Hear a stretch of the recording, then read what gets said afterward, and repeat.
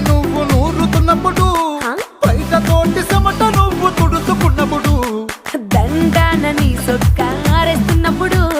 నీ ఒంటి వాసన తెగ గుర్తొచ్చినప్పుడు రెండు చేతులెత్తి చుట్టు మలిసినప్పుడు జండు కత్తుకొని పడుకున్నప్పుడు అలసిపోయి నువ్వు ఆవలించినప్పుడు వచ్చుండై ఫీలింగ్స్ వచ్చి వచ్చి చంపేస్తుండ